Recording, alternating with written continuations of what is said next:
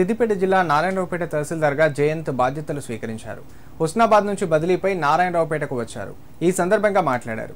ప్రభుత్వ పథకాలు అర్హులకు అందేలా చూస్తానని చెప్పారు. ప్రజలకు అందుబాటులో ఉంటూ గ్రామాల్లోని రెవెన్యూ సమస్యల పరిష్కారానికి కృషి చేస్తానని తెలిపారు. నేను 6 జూలై 2025 రోజు తహసీల్దార్కి విధులు బాధ్యతలు తీసుకున్నాను.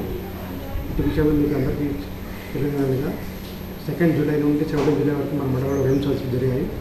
ఆ జరిగిన వాటికి అందరికీ పిటిషన్స్ అందరికీ నోటీసులు జారీ చేయడం జరిగింది. మీకు ఎలాంటి ప్రాబ్లం ఉన్నా కానీ అన్ని వేళలో మా ఆఫీస్ కార్యాలయంలో వచ్చి కోరగలరు.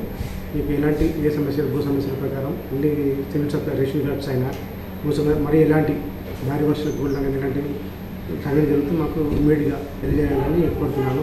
నేను మీకు అన్ని వేళలో మేము అందుబాటులో ఉంటాము. కలెక్టర్ గారు మరియు ఆర్డీఓ గారి ఇన్స్ట్రక్షన్ ప్రకారం రెవెన్యూ సమస్యలన్నీ క్లియర్ చేస్తున్నాము. మీకు టోటల్ సమస్యలన్నీ ఎలాంటి సమస్యలు ఉన్నా కానీ మా కార్యాలయంకి వచ్చి మీరు తెలియజేయగలరు.